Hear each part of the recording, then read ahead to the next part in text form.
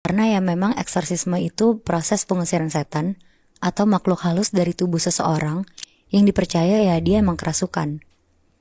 Tadinya gue gak kebayang proses eksorsisme itu kayak gimana. Tapi setelah denger cerita temen gue akhirnya tahu proses eksorsisme itu kayak gimana.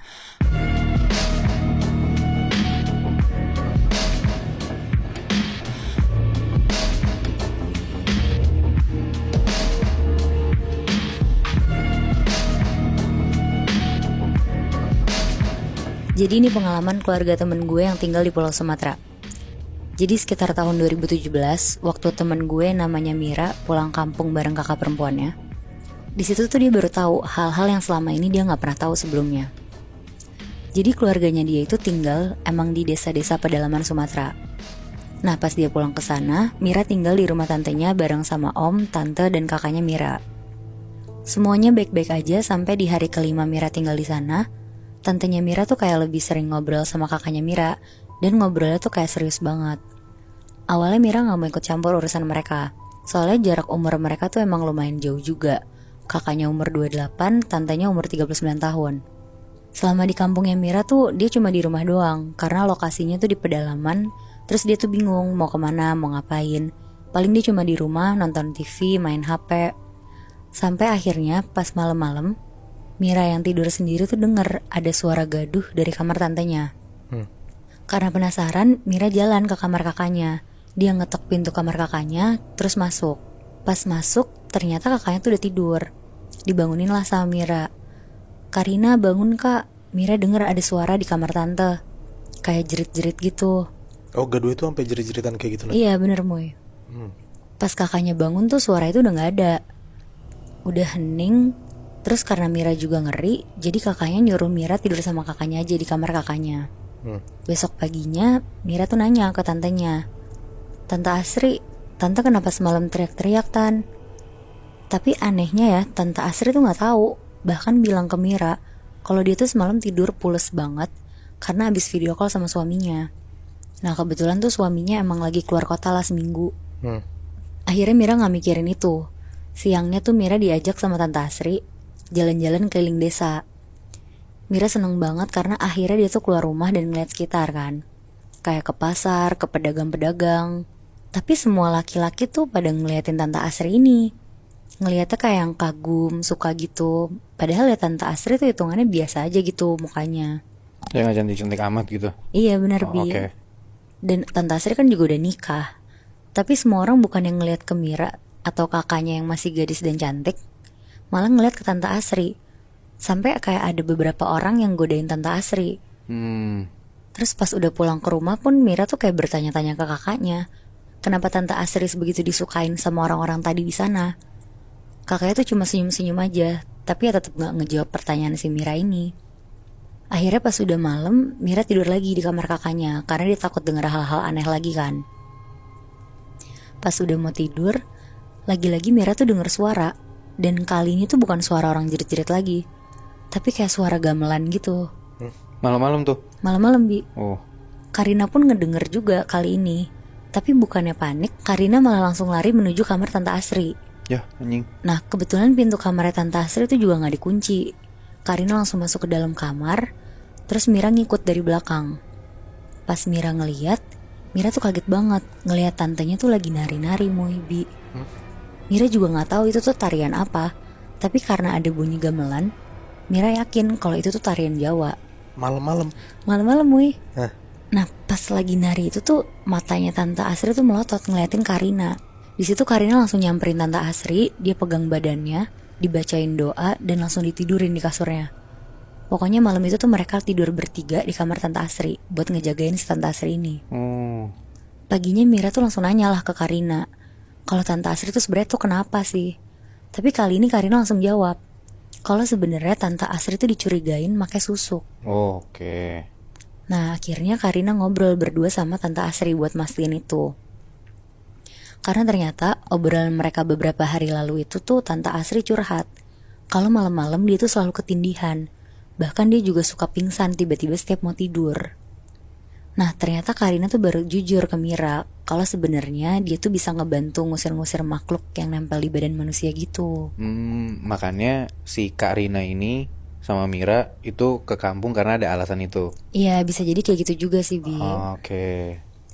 Tapi si Karina ini tuh nggak mau ada niat buka praktek. Dia cuma mau bantu orang terdekat aja.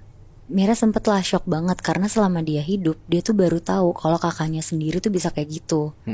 Dan bahkan sampai ngebantu orang. Ya. Terus kakaknya juga bilang ke Tante Asri, cara ngilangin semua ini tuh cuma dengan satu cara, yaitu susuknya dia tuh dilepas semuanya. Tapi Tante Asri tuh kekeh nggak mau karena dia bilang dia tuh sebenarnya nggak mau pisah sama suaminya.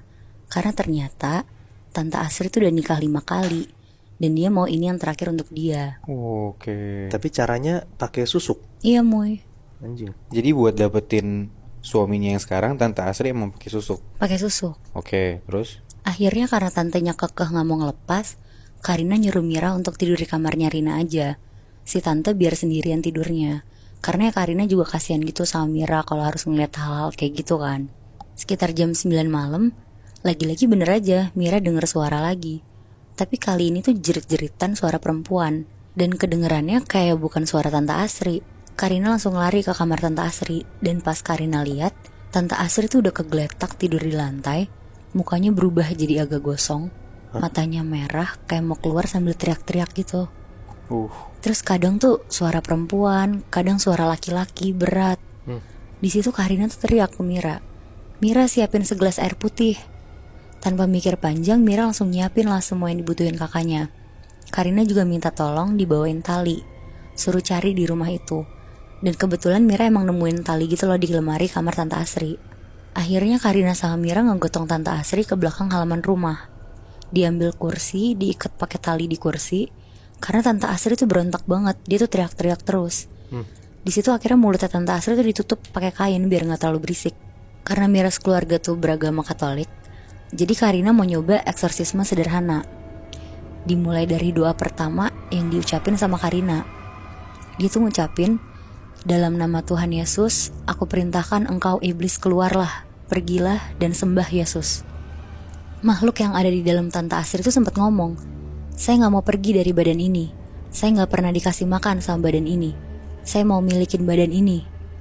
Karina sambil bacain doa, di gelas air putih yang udah dibacain Karina doa-doa ini tuh diciprat-cipratin sama Karina ke Tante Asri. Semakin Tante Asri ngomong, semakin dicipratin terus sama Karina sambil dibacain doa. Pas angin lagi kenceng-kencengnya dan Karina lagi nahan badan dia dan badannya Tante Asri yang diikat ke kursi itu, tiba-tiba tuh muncul 5 pocong berderet di depan mereka. Wow. Air di gelas tuh posisinya masih setengah habis, sedangkan kakaknya tuh kepengen ini tuh dihabisin semuanya. Karena setiap airnya dicipratin ke badan Tante Asri, itu tuh ada asap keluar dari badannya. Dan selalu ada hembusan angin yang kenceng banget. Sampai akhirnya air di gelas itu habis dan udah gak keluar asap dari badan Tante Asri, baru pocong-pocong itu tuh semuanya hilang dan angin yang tadinya kenceng banget tuh juga berhenti. Terus Tante Asri tuh langsung pingsan di kursi itu. Akhirnya langsung digotong sama Mira dan kakaknya ke kamarnya Tante Asri, digantiin baju dan dilap satu badannya sama Mira dan Karina. Dibaca-bacain doa dan gak lama Tante Asri tuh sadar. Tante Asri tuh berterima kasih banget sama Karina karena udah bantu dia. Karena Tante Asri pun ngerasa kalau dia bisa aja meninggal tadi, karena dia juga udah gak bisa ngelawan semuanya lagi sendiri. Nah beberapa hari kemudian suaminya Tante Asri tuh pulang Moibi. Tante Asri tuh ternyata langsung ditinggal gitu aja sama suaminya. Karena ternyata selama ini tuh laki-laki yang tertarik sama Tante Asri tuh orang-orang yang kena susuknya Tante Asri. Karena kan kata Karina, ternyata Tante Asri tuh masang susuk lumayan banyak di bagian mukanya. Jadi pas udah ritual eksorsisme itu beres, susuknya hilang. Iya, susuknya hilang juga Moy. Wow. Ini di daerah mana ya Sumateranya, Nat? Di Sumatera. Di mananya? Jambi. Di Jambi. Iya. Gue tapi baru denger ini sih, maksudnya setahu gue tuh kalau eksorsisme itu tuh biasanya pendeta atau romo yang ngelakuin. Iya. Tapi kalau misalnya si Karina ini yang gue nggak tahu dia setinggi apa ilmunya, cuman kalau misalkan umurnya pun masih muda dan dia bisa nge-eksorsis, menurut gue gokil banget sih, hebat banget ya. Makanya mungkin eksorsismenya masih yang sederhana gitu kan, Bi. Betul. Gak yang harus pakai kayak baju atau simbol-simbol Kristiani gitu kan. Bener, tapi pun sampai pada akhirnya eksorsismenya berhasil gitu loh Mui. Iya, Gitu sih benar-benar. yang keren menurut gue. Iya iya.